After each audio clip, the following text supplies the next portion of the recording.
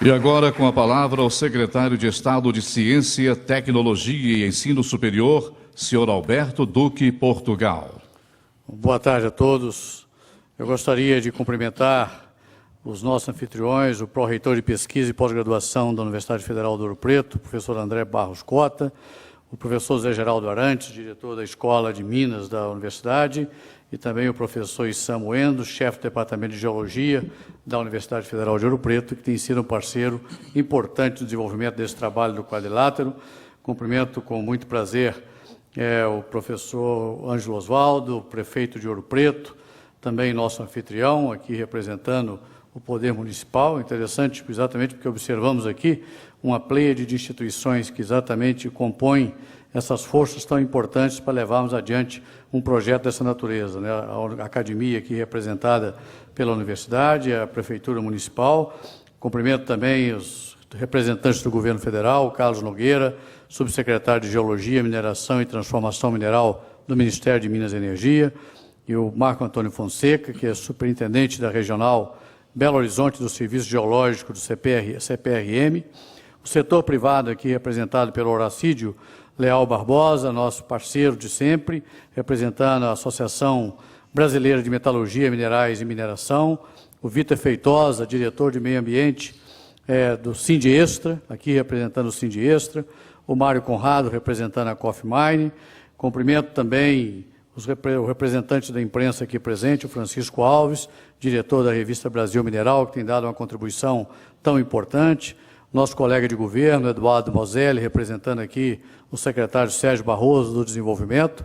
Um cumprimento especial também ao Renato Siminelli, gerente executivo do Polo de Excelência Mineiro-Metalúrgico, que vem desenvolvendo esse trabalho fundamental de catalisação desse esforço, que tem sido realmente um ponto de apoio importante para a preparação desse setor, em especial do quadrilátero ferrífero, para esses desafios que se colocam nos próximos anos, aqui já apresentado através do projeto, mas também aqui mencionado pelo Carlos Nogueira na sua fala. Eu quero ser muito breve, trago aqui a saudação do governo de Minas Gerais, do governador Antônio Anastasia, dando boas-vindas a todos os senhores, agradecendo a presença, a participação de todos esses segmentos, para que nós possamos consolidar ainda mais esse trabalho que consideramos fundamental para a região, para o quadrilátero, para Minas Gerais e tenho certeza absoluta para o Brasil, por tudo que significa mineração, não só em Minas, mas em outras regiões do nosso país, que tem uma importância estratégica e ainda no futuro, embora muitas vezes se tenha a percepção que estamos trabalhando com produtos primários e que não tem grande valor agregado, mas que, sem dúvida alguma, e eu vou ter a oportunidade de falar um pouco logo a seguir na nossa apresentação, e tem um papel estratégico ainda aí nos próximos anos de fundamental importância. Portanto, sucesso no trabalho e obrigado mais uma vez pela cooperação e pela participação. Muito obrigado. Nós solicitamos aos senhores componentes da mesa a gentileza de ocuparem seus lugares na plateia, à exceção, é claro, do secretário de Estado da Ciência, Tecnologia e Ensino Superior, senhor Alberto Duque Portugal, que proferirá a palestra O Ambiente de Inovação em Minas Gerais. Eu vou me permitir fazer algumas observações de caráter geral, antes de usar alguns slides, que eu acho que ajudam a contextualizar essa questão da inovação no Brasil e em Minas, e como que Minas está olhando esse desafio, enfrentando esse desafio. Primeiro, eu acho que nós temos uma perspectiva muito positiva pela frente, já que nós estamos num momento que a inovação vem com uma força muito grande. Tem um ditado, uma frase, que diz que não há nada mais forte do que uma ideia quando é chegada a sua hora, né? Nós já tivemos movimentos importantes no mundo e também aqui no Brasil, na consolidação do conceito, da percepção da importância da qualidade na gestão, né? Em especial no setor privado, mas também no setor público. Hoje está se consolidando definitivamente essa percepção do conceito da sustentabilidade como um conceito, pelo menos tridimensional, da sua dimensão econômica, social e ambiental, como uma questão que afeta todos os agentes econômicos e as empresas cada vez mais têm no seu portfólio essa questão da sustentabilidade como essencial. E nesse momento a gente vive já de alguns anos para cá, né, essa discussão da inovação e hoje você não tem um discurso, seja de um líder, de um dirigente de uma empresa, de um político, que não mencione a questão da inovação, sem falar da academia, que como uma questão fundamental.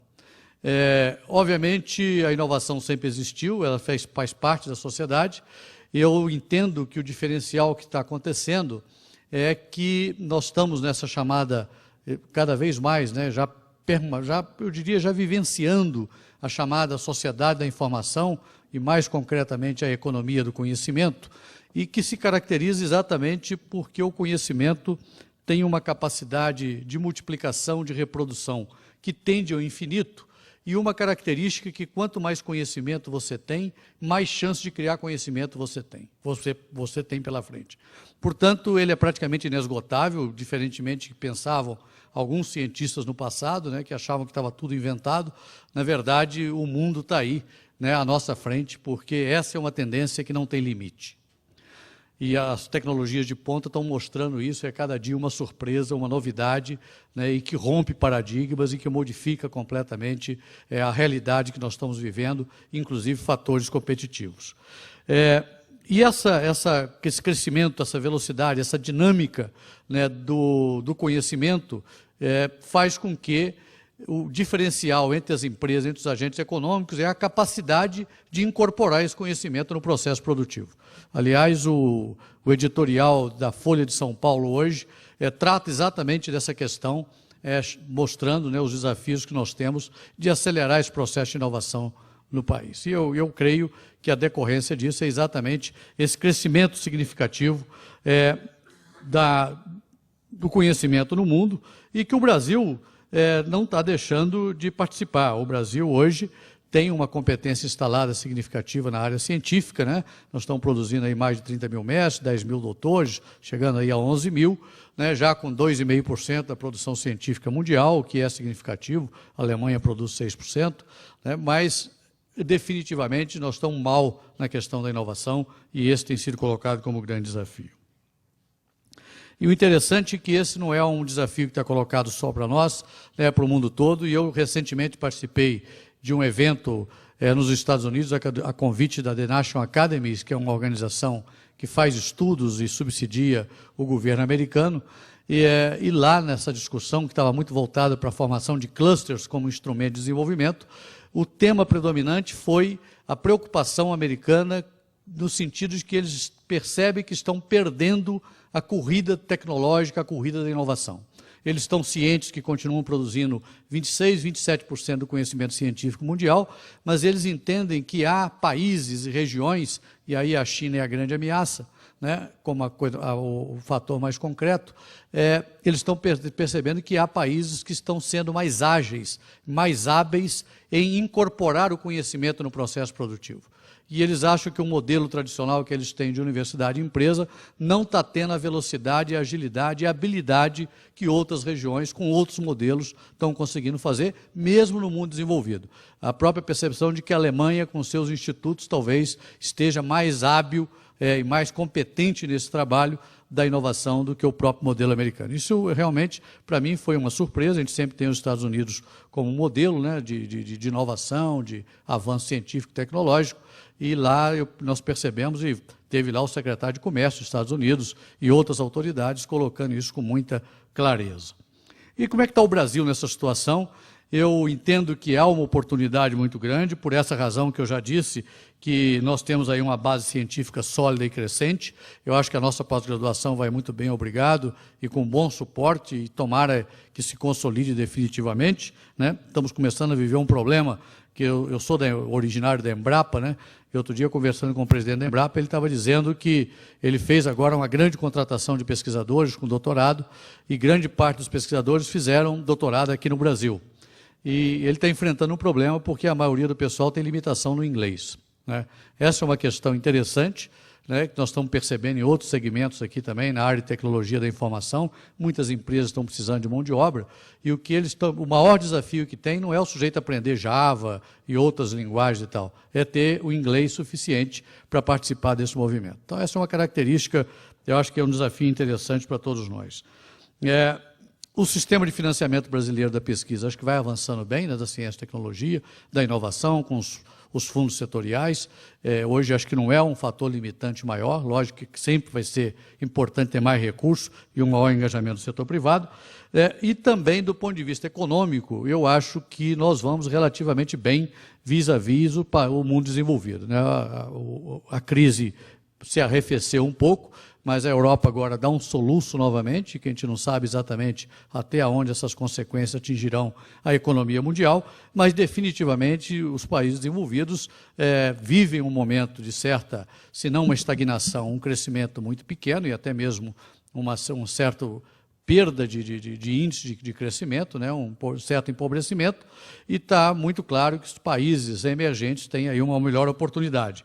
E mesmo quando nós olhamos em relação aos BRICS, né, os famosos o Brasil, Rússia, Índia e China, né, eu creio que o Brasil tem uma condição excepcional, fundamentalmente porque eu acho que o grande desafio que está colocado para a humanidade nesse momento é o desequilíbrio que existe entre o avanço científico e tecnológico, que cresce a uma velocidade quase vertiginosa, e os avanços políticos institucionais que a sociedade não tem conseguido avançar na mesma proporção, criando um equilíbrio adequado. Há várias teorias do desenvolvimento, mas tem uma delas da inovação induzida, que coloca que a sociedade avança exatamente por esses desequilíbrios positivos causados ou pela tecnologia, que cria uma nova oportunidade e força a sociedade a buscar uma nova legislação, uma nova estrutura institucional que lhe permita usufruir dessa tecnologia, ou ao contrário, você cria um novo programa, uma nova institucionalidade.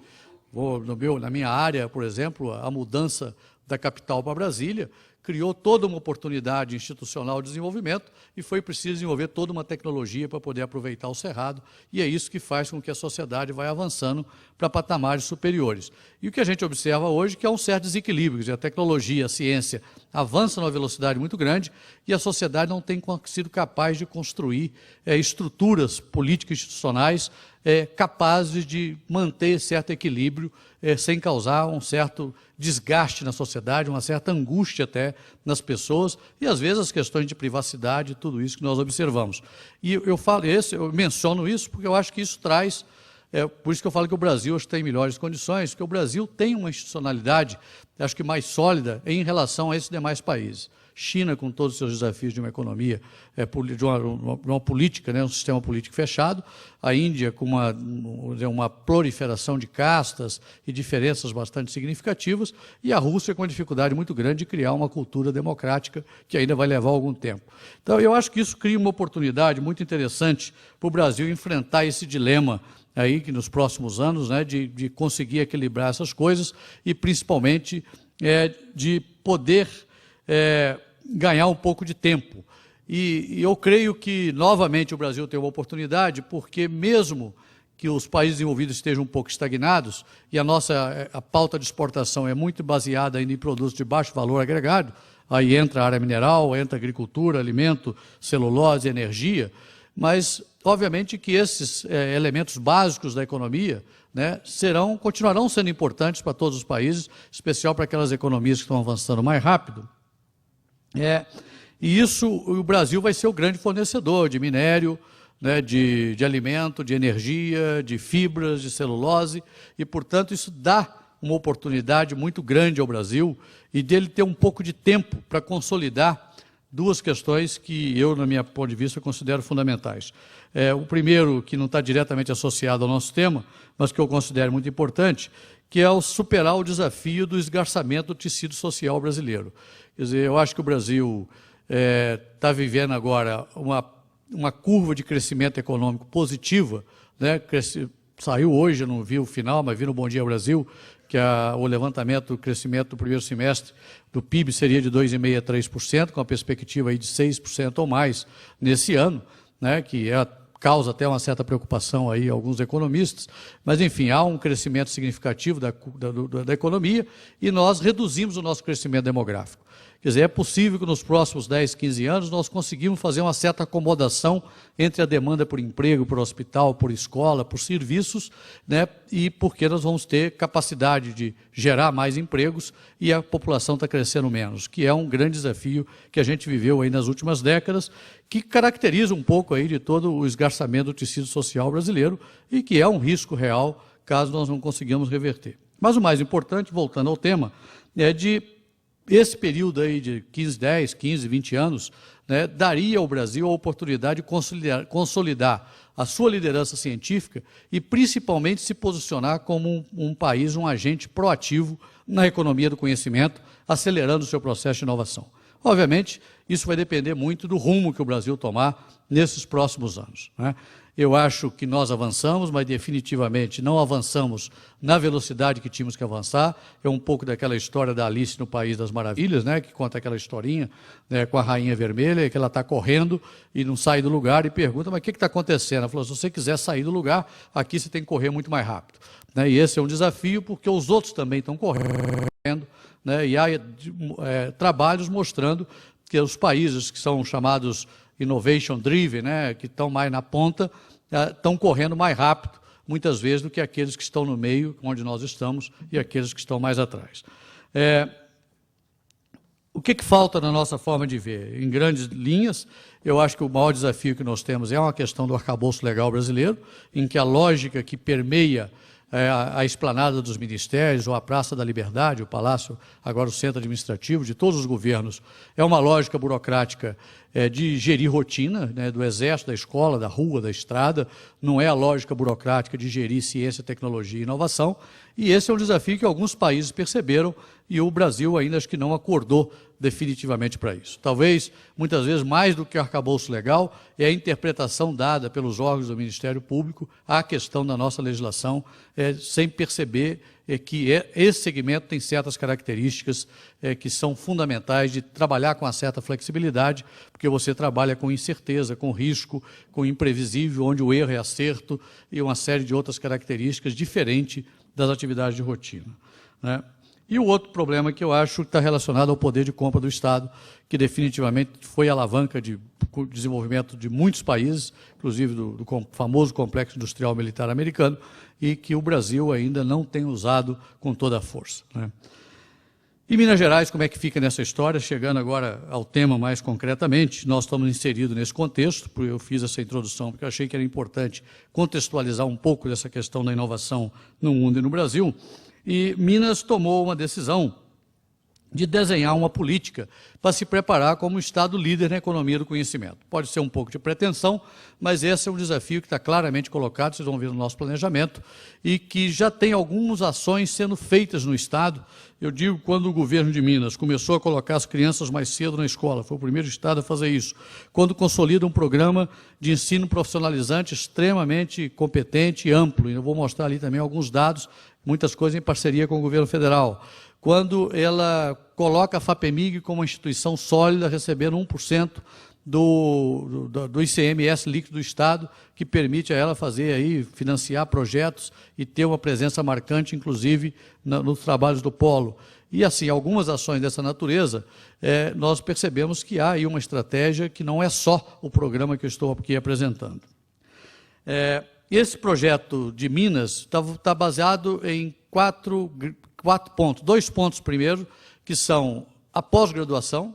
Há um esforço muito grande nas prioridades, inclusive do Programa Mineiro de Desenvolvimento Integrado 2007-2023, de fortalecer a pós-graduação, especialmente dos cursos de excelência em Minas Gerais, e aí trabalhamos muito para fazer alguns institutos nacionais de ciência e tecnologia, que é um programa do Ministério de Ciência e Tecnologia, né, e Minas está com 14 centros desse hoje, de institutos, e nós achamos que foi um avanço importante. E o outro ponto são os chamados projetos estruturadores. E aí nós temos 3 projetos que eu vou abordar aqui rapidamente. Por favor, quem vai passar aí para mim? Antes de entrar nos projetos, eu gostaria de colocar esse desafio que permeou um pouco da estratégia que nós montamos. Primeiro, essa questão da velocidade que eu já havia colocado, é que as coisas andam muito rápido, as pessoas têm pressa, e se você quer participar desse mundo do conhecimento, da economia do conhecimento, nós temos que andar rápido. Segundo, nós temos que massificar, nós temos que ganhar escala. Não adianta eu ter só meia dúzia de empresas inovadoras. Elas são importantes, porque elas são os pioneiros que fazem os breakthroughs, que abrem as picadas, mas nós temos que fazer com que as cadeias produtivas caminhem na mesma direção e que a sociedade também tenha percepção dessa cultura empreendedora e inovadora. E terceiro, eu tenho que fazer isso a um custo compatível, né, porque o problema fiscal está sempre presente na vida dos estados. Pode passar. Bom, o governo desenhou um planejamento, eu não vou aqui detalhar, né, aqui, com essa proposta de Minas ser o melhor estado para se viver, período 2007-2023, com a quebra aqui em 2011, e com um conjunto de áreas de resultado, onde uma delas é inovação, tecnologia e qualidade, que é a área que nos toca mais de perto. Pode passar. Para levar adiante a nossa missão, foi feito um planejamento estratégico, né? Esse planejamento dentro do Balance Scorecard, que é uma metodologia bastante conhecida. Eu pediria que clicasse o próximo aí, aqui em cima, que eu acho que vai explodir aqui, eu vou poder ler. Bom, o primeiro grande objetivo institucional, que é transformar conhecimento em negócios, elevando a produtividade e a competitividade, contribuindo para o desenvolvimento sustentável do Estado, que é a essência da inovação. Pode passar. O próximo ali. E aquilo que eu disse de preparar Minas como um Estado líder na economia do conhecimento. Propositalmente não tem um artigo O aqui, né? Não é o Estado líder, mas é Estado líder. Nós sabemos que tem outros estados com condições também de liderar, né? Mas é uma proposta ousada, mas que está colocada claramente. Terceiro, que é consolidar, por favor, consolidar na sociedade a percepção de ciência, tecnologia, inovação e ensino superior como área estratégica. E o último, que é alinhar as ações, por favor, alinhar as ações e indicadores do Sistema Operacional de Ciência, Tecnologia e Ensino Superior às diretrizes do Plano Maior de Desenvolvimento Integrado. Pode passar? Bom, para levar tudo isso adiante, o governo de Minas criou, já no final de 2006, o Sistema Mineiro de Inovação, chamado CIMI, que tem aqui um portal na Web 2.0, um portal interativo desse endereço, www.cime.org.br, que eu convido os senhores a conhecerem. Tem um fórum presidido pelo governador, com participação da academia, do governo e do setor privado, um observatório de ciência, tecnologia, inovação e ensino superior, um comitê de empresários, liderado aí pela Fundação Dom Cabral e pela Anchan, de apoio a esse movimento pela inovação, com a participação muito integrada com a FIENG, que lidera, junto com a CNI, o Movimento Empresarial pela Inovação, o MEI, um programa de comunicação, muitas parcerias internacionais. Hoje temos aqui, inclusive, participação de alguns parceiros internacionais, mais especificamente da Austrália e Portugal, né? Da Universidade de Queens e da Universidade de Évora, e 3 projetos estruturadores. O primeiro projeto é a chamada Rede de Inovação Tecnológica, pode passar, que tem 3 linhas de ação. Pode explodir aqui, por favor. Que é, primeiro, fazer um esforço para criar um ambiente de inovação no Estado, que é a essência da palestra que me foi solicitada. Quer dizer, nós estamos aí criando parques tecnológicos, os que estão mais sendo trabalhados, mais já avançados, é Belo Horizonte, Viçosa e Itajubá, mas também estamos trabalhando Lavras, Juiz de Fora e Uberaba. Um grande programa de incubadoras de empresas. Minas tem cerca de 25 incubadoras de empresas, e são incubadoras que têm tido uma posição de destaque no contexto brasileiro, né? Estamos um grande projeto de atração de centros de P&D, fizemos um estudo de verificar o que é fundamental para que uma empresa decida colocar o seu centro de P&D numa determinada região, e temos hoje um projeto chamado Inove em Minas, que felizmente tem tido alguns resultados positivos, e hoje mesmo conversamos um pouco aqui com alguns empresários, com um empresário a respeito dessa perspectiva de estarmos consolidando o centro de P&D aqui no Estado. Um parque industrial tecnológico, um transbordamento do BHTEC, o Parque de Belo Horizonte. Temos a Lei de Inovação, que cria aí um ambiente favorável, em linha com o governo, com a Lei de Inovação Federal, e temos a Inovatec, que é um evento que está se consolidando como o principal evento de inovação no país, que vai ocorrer de 5 a 8 de outubro no Expo Minas, e os senhores também estão convidados a participar conosco. O Renato vai coordenar as atividades do segmento minero-metalúrgico. Pode passar. A segunda linha de ação é fazer com que a inovação aconteça na empresa, pode passar, né, que é aqui um conjunto de projetos. PI significa Programa de Incentivo à Inovação, talvez, eu não sei se o Ouro Preto já está participando na universidade, mas que é um projeto em que nós apoiamos um grupo, usando a metodologia do professor Schenck, da Universidade Federal de Minas Gerais. Ele vai na bancada do pesquisador, pega aquela tecnologia que está mais madura e faz um estudo de avaliação técnico-econômica e procura levar para o mercado, transformar na patente, no negócio. Já são 375 tecnologias avaliadas nesse modelo, com mais de 7 instituições.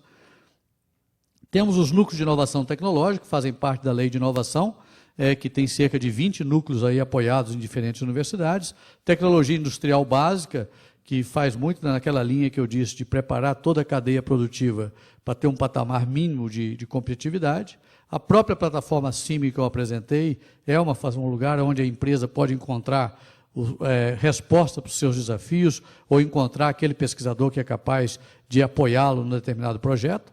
O Centro Minas Design, que está sendo consolidado junto ao CETEC, e alguns editais que nós trabalhamos, inclusive, junto com a FINEP, como o PAP, mas também, aqui a FAPEMIG participa também, mas por exemplo, esse de mestres e doutores da empresa é um projeto da FAPEMIG que financia salário de mestres e doutores dentro da empresa por desenvolvimento de projetos de inovação em parceria com universidades e tal. Pode passar? A terceira linha, que é a mais desafiante, nós estamos falando de ambiente de inovação, inovação na empresa e inovação na sociedade. Pode colocar. Né? Que é o grande desafio de você preparar uma sociedade com a cultura da inovação, do empreendedorismo, que nós consideramos como fundamental nesse desafio de ser um país ou um estado proativo na economia do conhecimento. Estamos trabalhando a questão de formar uma cultura empreendedora, usando núcleos de apoio ao empreendedor que nós temos em alguns centros nossos, preparando jovens empreendedores, desenvolvendo planos de negócio, fazendo cursos de empreendedorismo, trabalhando com crianças em escola, enfim, tem um grande esforço nessa direção. Sabemos que isso é trabalho para uma geração, não é um trabalho que se faz a curto prazo. O TEIA, que é um projeto que é tecnologia, empreendedorismo e inovação aplicados, pode ser visto também, sugiro aos senhores conhecerem nesse endereço, que é um projeto que visa utilizar as ferramentas da Web 2.0 e de redes sociais para acelerar o processo de inovação em todo o Estado. Né? E o C5, que é um centro de estudo de competência que está sediado na UFMG, que é um centro multidisciplinar que está estudando o impacto exatamente da economia digital e da economia do conhecimento na sociedade. Pode passar? O segundo projeto estruturador é a rede de formação profissional, pode passar, né, que é uma busca de preparar a mão de obra para atender aos diferentes segmentos econômicos do Estado. A área de mineração viveu aí uma experiência recente, teve uma pequena parada, mas que retomaram os investimentos, né, Renato? Cerca de 50 bilhões de dólares, com a demanda aí de 13 ou 15 mil profissionais de diferentes segmentos, né, num consórcio de empresas, e o Estado está procurando, em parceria com as organizações de ensino, integrando 3 secretarias, responder a esse desafio de preparar gente em nível superior, em nível médio, nível técnico e também operário base para atender. Na área de etanol, por exemplo, tem uma demanda de 30 mil profissionais no Triângulo e Alto Paranaíba. Na área de aeroviária, com a vinda da Gol, com seu centro de manutenção aqui para o aeroporto de Confins, tem uma demanda recente de 600 profissionais nessa área. A área de TI tem uma demanda tremenda de profissionais, com esse desafio do inglês que eu mencionei.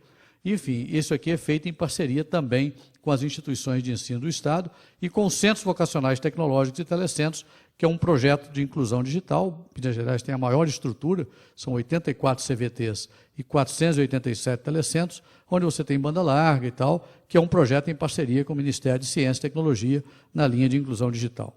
Pode passar. E o terceiro projeto, que é onde está inserido, inclusive, o polo mineiro-metalúrgico, que é de como a inovação pode impactar o desenvolvimento regional e setorial. E aí nós temos 3 linhas de ação. APLs, polos de excelência e polos de inovação, pode passar. Né? Os APLs, os arranjos produtivos locais, o Estado, pode colocar, por favor, ele definiu 4 áreas consideradas como portadoras de futuro, ou áreas que têm uma capacidade de grande impacto no futuro, né, que é a parte de bioenergia, com atuação no norte de Minas na parte de biodiesel, Triângulo e Alto Paranaíba a parte de etanol, e aqui na região central a parte de biomassa de carvão e lenha, a parte de biotecnologia, que está muito centrada em saúde humana aqui em Belo Horizonte, mas tem ações também na Universidade de Viçosa, na região de Viçosa, em agricultura e na região do Triângulo Mineiro, a parte de TI, de software, que Belo Horizonte é o principal polo novamente, são 1.400 empresas, e a parte de eletroeletrônica e telecomunicações na região de Santa Rita do Sapucaí. Surge agora, já mais recentemente, isso foi planejado em 2006, 2007, a nanotecnologia, que Minas também tem uma competência instalada e que nós estamos investindo fortemente. Portanto, nós estamos trabalhando aqui naquelas áreas consideradas chamadas portadoras de futuro. Pode passar? Os polos de excelência, né, que é onde nós estamos inseridos, e acho que o Renato, ou o filme, acho que fala um pouco disso também, o filme foi apresentado. A lógica aqui é aquelas áreas em que Minas tem tradição, massa crítica e expertise, com mineração e metalurgia, isso aí criado até por séculos.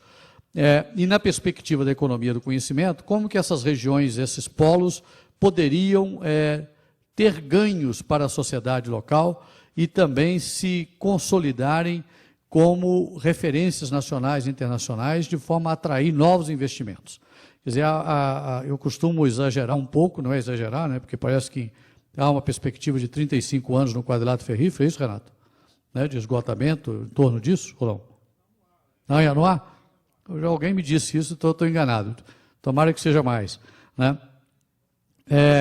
Mas, enfim, esgotado o quadrilátero ferrífero, a ideia, ou ao longo desse processo de esgotamento do quadrilátero ferrífero, a ideia é que a inteligência do processo produtivo fique aqui. Ainda que minério de ferro, a principal exploração seja Carajás, né, nós criemos as condições para que aqueles empreendedores que queiram investir em novos negócios, com alto valor agregado, com alto conteúdo tecnológico, insumos de ponta, serviços de ponta para mineração e metalurgia, mesmo que a produção aqui já não seja a maior do país, eles encontrem aqui o ambiente adequado. O que é esse ambiente de inovação? É ter gente qualificada, laboratório bem estruturado, capacidade de fazer design, capacidade de fazer certificação, capacidade de fazer estudos de inteligência competitiva e assim por diante.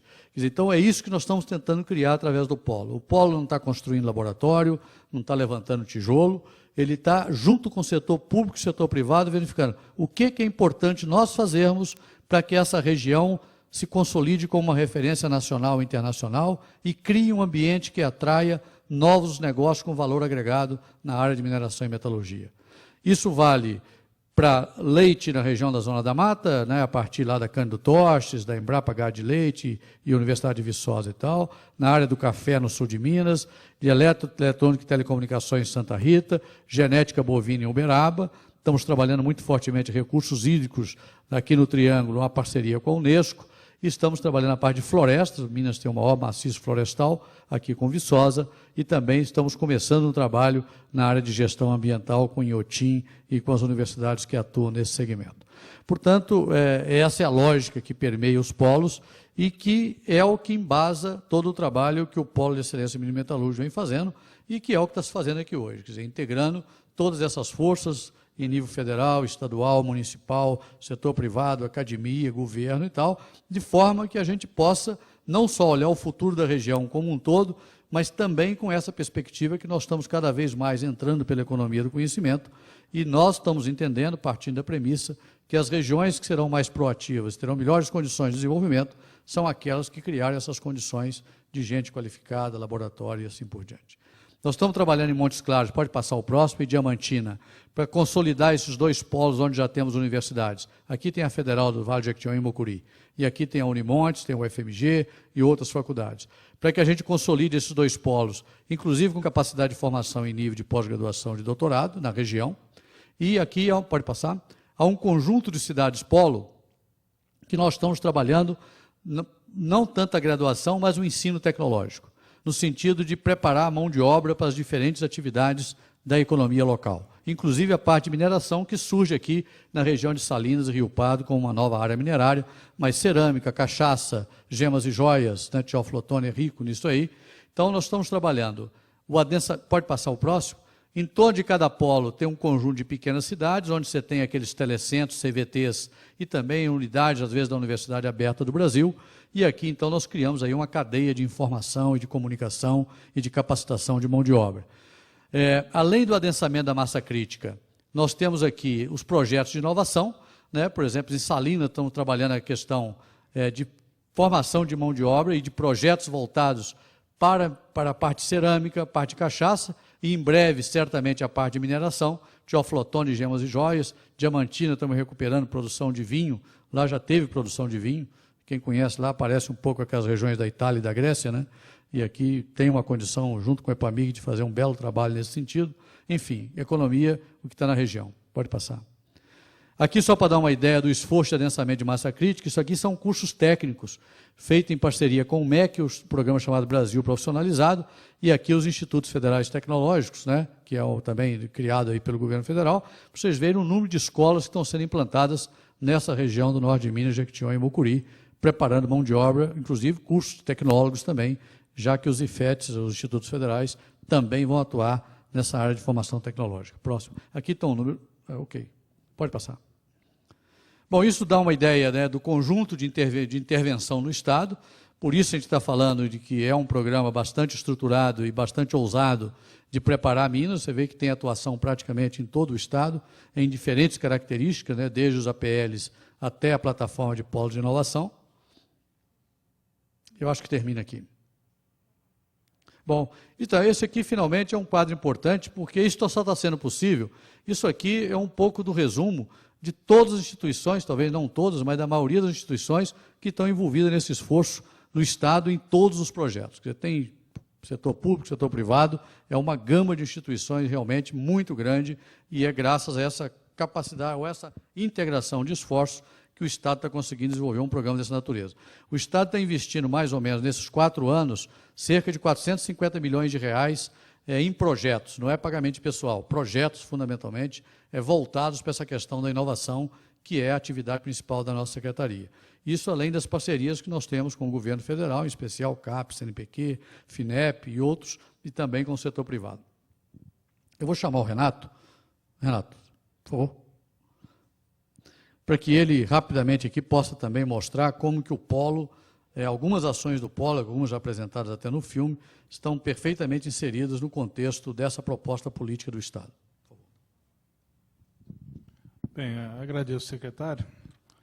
E eu, na verdade, eu gostaria de colocar a importância, eu entendo que foi um presente para a comunidade mineral, o que o secretário nos deu aí em 2007, né?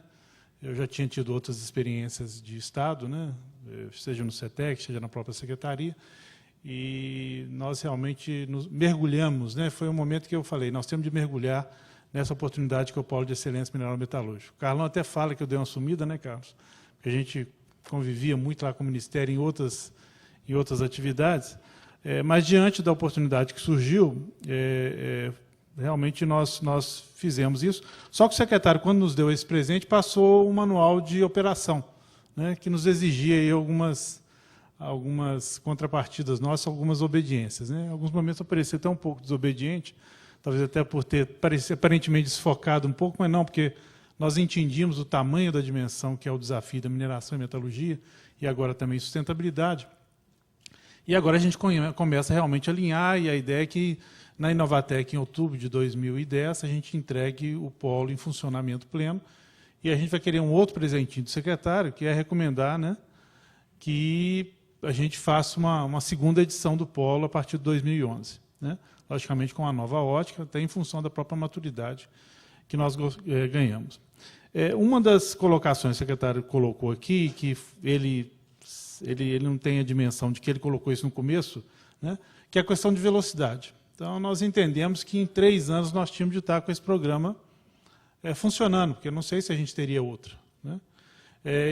Eu tenho utilizado muito benchmark australiano, e 2 palavras que eu ouço sistematicamente na Austrália são flagship e champion, né? Campeão, né? Então, nós adotamos essas palavras com uma força muito grande. Então, o flagship é o quê? Eles conseguem, na Austrália, deixar legitimar programas, metas, né, estruturantes que impactam a nação inteira, né? E o champion seria a necessidade. Para tocar isso, você tem que ter campeões, pessoas que sejam líderes, que realmente coloquem debaixo uma iniciativa que a elas é recomendada e eles chegam e entregam, né?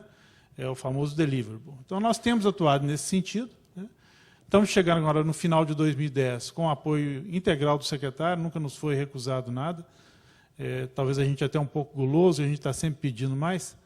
Então, eu tenho recomendado muito aos outros pedirem a ele, porque eu não posso pedir mais. Então, né? Então, a ideia é que nós vamos entregar na Inovatec o quê? Uma rede internacional efetiva. Então, nós temos hoje avenidas de cooperação com a Austrália, com França, agora com Portugal, com Chile, que estão totalmente disponíveis para vocês estarem utilizando, né? Estamos implantando, inclusive, com o apoio de algumas participantes das universidades, a BM, né? Um programa de, vamos dizer, em 2008 nós validamos a proposta de formar 5.000 novos especialistas para a cadeia mineral metalúrgica em 5 anos. Nós já estamos com esse programa montado, agora é realmente implementarmos, já temos mais de 500 pessoas formadas, especialistas formados, mais de 5.000 profissionais treinados, né, não ao nível de especialista, mas a plataforma de de formação de especialistas já está pronta.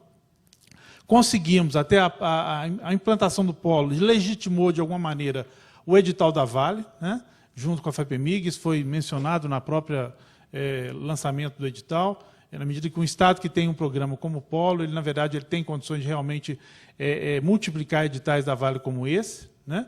E agora estamos partindo para lançar editais com a Austrália, tá? FAPEMIG, Universidade Australiana, FAPEMIG, Universidade Francesa, e assim por diante. O secretário mencionou a questão de profissionais.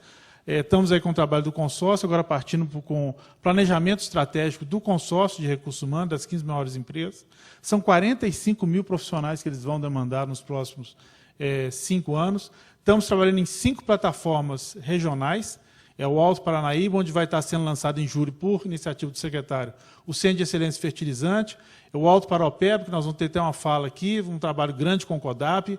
Estamos trabalhando direto com a Agência Metropolitana de Belo Horizonte, no sentido também do polo estar trazendo contribuições efetivas pelo lado de ciência, tecnologia e inovação.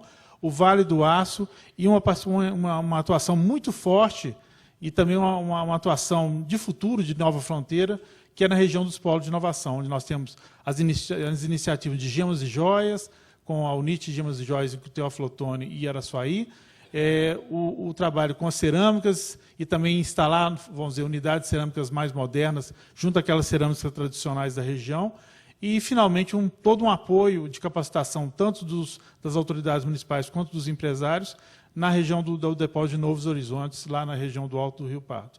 Então, o que eu queria colocar é o seguinte: temos um programa pleno, temos legitimidade mineira e nacional, né, e acredito que realmente nós temos condições de agora partirmos para uma segunda edição do Polo, só que nessa segunda edição nós precisamos ter realmente a comunidade participando, né, da reivindicação de nós avançarmos com mais recursos, e contamos aí com uma participação de mais de 100 novas lideranças, né, que estão apoiando o Polo, que certamente vão ser aqueles profissionais que vão perenizar o futuro dessa iniciativa. Bem, de novo agradeço o secretário, né, e agradeço a vocês a presença, e eu tenho certeza que vai ser um belo evento. Muito obrigado.